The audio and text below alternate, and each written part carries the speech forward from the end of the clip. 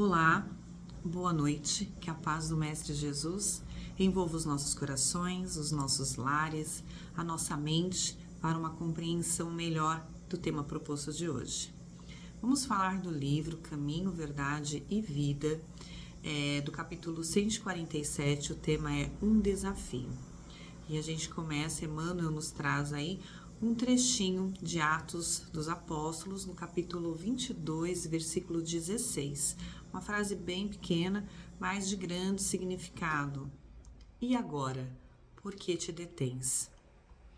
E Emmanuel começa nesse capítulo explicando que estava, o apóstolo dos gentios, Paulo, falando, da sua experiência às portas de Damasco, que é quando ele conhece Jesus, quando ele é envolvido por uma grande luz e fica ali 3 dias sem visão e é tratado, com carinho e conhece, dali tem um novo despertar, um novo nome, criado naquele momento para uma nova vida, de Saulo para Paulo.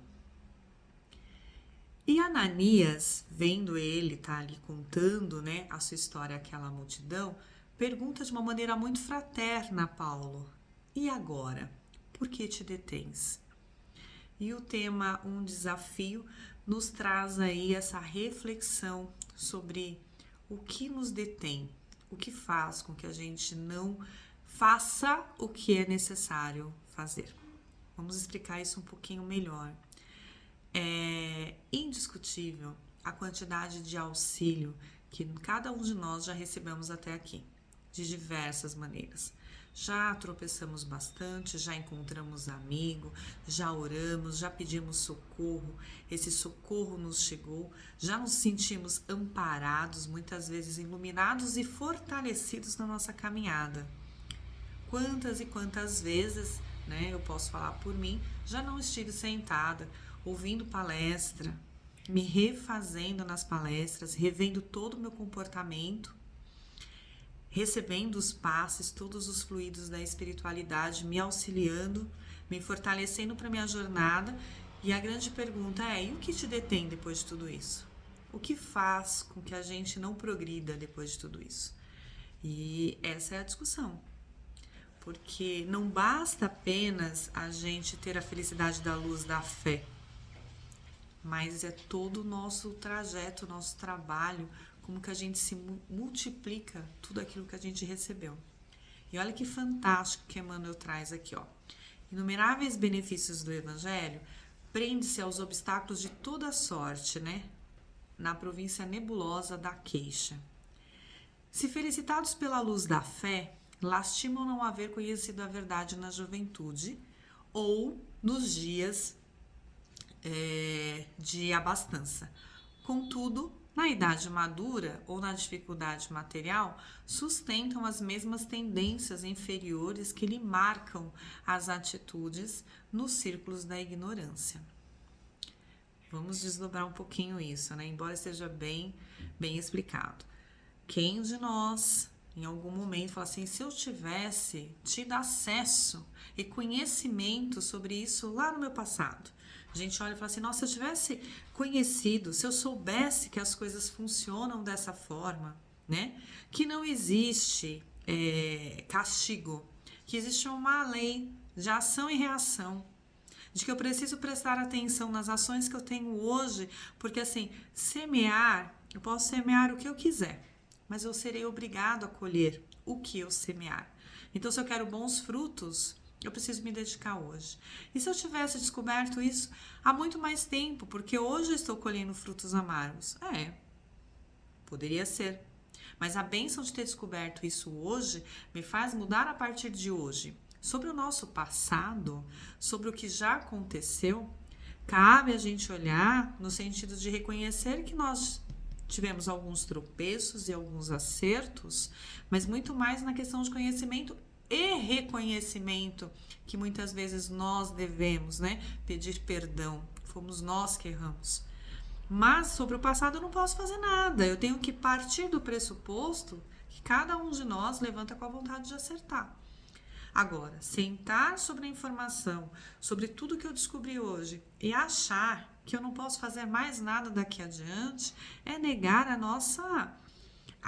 é negar a possibilidade que a gente tem de encarnações pós-encarnação estar fazendo o nosso melhor, estar utilizando o que eu aprendi.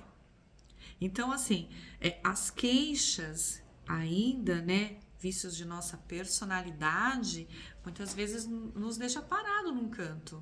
E é sobre isso, o que nos detém? Qual é o nosso desafio? O nosso desafio é saber que o que eu aprendo hoje, eu posso usar hoje, e tenho que ter essa energia, utilizar de toda a energia de cura, de toda a energia que nos move, e esse Cristo nos movimentar para frente, para adiante, para o melhor. E não para a gente ficar parado, perdido. Não é para isso. Se o Evangelho chega nos libertando, nos falando da possibilidade que o reino dos céus também é para nós, eu preciso construir esse reino do céu aqui dentro hoje. Mas poderia ter começado a minha construção há muito mais tempo? Sim, mas eu não comecei. Lá eu não tinha esse conhecimento, mas eu tenho hoje. Eu não posso ficar parado aqui, me queixando do tempo que passou ou dos tropeços que eu tive. Eu posso hoje fazer o meu melhor. Então não se deter. Paulo, né, Saulo, quando encontra com Cristo, que ele começa a fazer suas tarefas, não dava tempo de ficar ali só falando da beleza. Era preciso levar esse evangelho. Tinha trabalho, tinha tarefa. Nós somos multiplicadores. Nós somos os apóstolos vivos do Cristo. Então, por que não mudar? Eu não posso simplesmente falar, olha, a vida inteira eu fiz desse jeito. E aí, como a gente brinca, né? Ficar com síndrome de Gabriela, eu nasci assim, eu vivi assim, vou morrer assim. Não, porque não faz sentido. Eu já fiz dessa forma e hoje eu descobri uma maneira melhor, né? Mais alegre de se fazer, e o farei, e mudarei os meus hábitos, porque eles não me definem, o que define as minhas escolhas diárias de fazer melhor. Então, um grande desafio. Seguir o mestre não é simplesmente deixar de fazer o mal, né? É fazer o bem.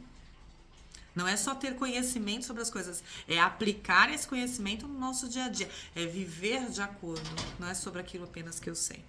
Então, se eu fosse mais nova e soubesse, né? Eu teria feito. A gente sabe que nem sempre é assim. Na escola, muitos de nós só estudamos na véspera da prova, mesmo tendo dias. Aqui a gente ainda brinca, né? Brasileiro deixa tudo para a última hora. Por que a gente fala isso? Porque a gente vai postergando. As nossas obrigações a gente vai meio que deixando. Depois eu faço, quando vir urgência, é que a gente vai fazer. Será que nós tratamos a nossa intelectualidade, a nossa espiritualidade, a nossa reforma, o nosso autoconhecimento também?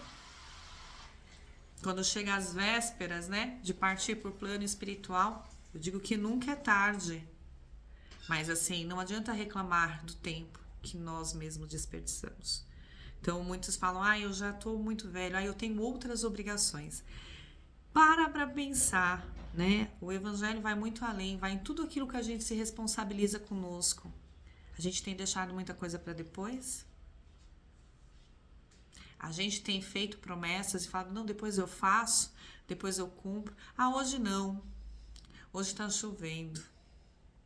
Hoje está muito calor. Porque nós somos essas pessoas que quando está um frio, falam, eu não gosto de frio. Que absurdo um frio. Quando o calor chega, a mesma pessoa que estava falando mal do frio, fala mal do calor. Isso mostra que, na realidade, não é o clima. A realidade é que a gente quer ser agradado de acordo com os parâmetros pessoais nossos. E a gente perde muito tempo reclamando e reclamando. Quando a gente deveria estar fazendo, construindo, a gente perde muito tempo na reclamação. A gente perde muito tempo em cima de assuntos que não nos levam a lugar nenhum. A gente perde muito tempo em não querer solucionar o que está ao nosso alcance solucionar, em multiplicar. Muitas pessoas passam pela nossa vida e são os anjos que a gente pediu em nossas preces. Eles nos auxiliam, eles nos ajudam e a gente nem sabe de onde veio. São ferramentas do Pai trabalhando. São pessoas que têm uma palavra para nos dar, que disponibilizam o seu tempo, que estão trabalhando para si e trabalhando para o próximo. E nós, às vezes, estamos no nosso cantinho e a gente fala que não tem tempo ao próximo. E a gente fala que não tem tempo, fica perdido nessa, como diz o texto, numa nebulosa, né? Cheia de coisas que não nos permite ver com clareza sobre as nossas reclamações, sobre o que a gente não faz. E muitas vezes nós podemos também ser essa ferramenta do Mestre Jesus a servir de diversas formas. Com uma palavra, com uma dica, com um momento, com uma mudança de atitude, com um bom dia na vida de alguém, em transformar tudo mais leve e sereno, não só para nós, mas para o próximo. Então o convite aqui, o grande desafio, não é só reconhecer que Jesus é maravilhoso, é amor, é o nosso irmão maior, é o nosso modelo, né, de bondade, de trabalho, né, de doação, de caridade. Jesus é esse modelo maravilhoso para nós. Mas se ele é modelo, o que o Pai espera de nós é que a gente possa seguir e servir como ele serviu.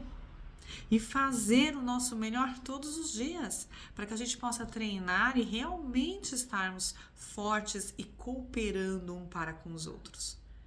Esperamos muito, muito das outras pessoas. Esperamos muito do planeta.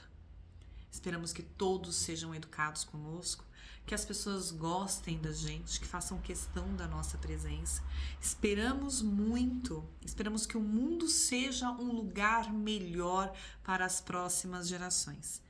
E nos esquecemos que estamos nesse mundo e a gente precisa fazer o melhor por ele, atuando nele com todo amor, com tudo que a gente pode de potencialidade para transformar esse ambiente e esse lugar em melhor. E quando a gente traz essa certeza de dentro da gente para fora, o que a gente consegue? Eu consigo criar dentro de mim esse reino de paz, de amor. Eu consigo criar dentro de mim essas condições que Jesus tanto falava e parar de procurar no externo, ofertar o meu melhor e dar valor a isso. Porque a gente também perde tempo reclamando sobre os defeitos, sejam nossos ou dos outros. E a medida de amor que Jesus nos ensina é amar ao próximo como a si mesmo. Então olhar, né, e tirar o amor que eu tenho de mim e ter essa medida para o outro. Então a gente precisa rever esse amor. Se ele não é egoísta, no sentido de que tudo eu recebo, tudo eu mereço e nada eu compartilho, eu não preciso trabalhar, eu não preciso evoluir, porque as pessoas estão à minha disposição. Esse não é um amor fraterno. Isso ainda está muito trabalhado, só no egoísmo. Quando a gente tem compartilhar o que há de bom em nós, é algo natural. É algo que também nos traz alegria. Então é pensar sobre todos os desafios que o Evangelho nos traz nesse campo para rever mesmo, que nada pode nos deter. O que nos detém hoje de fazer o bem, às vezes são as escolhas que nós fazemos. O que a gente tem escolhido, sem desculpas, são as escolhas. Que tenhamos a coragem, né, de fazer uma escolha de trabalho, de uma grande luta interna, não é luta contra os outros, mas uma grande luta interna de ser melhor a cada dia. Não melhor que o outro, nem se comparando, por quê?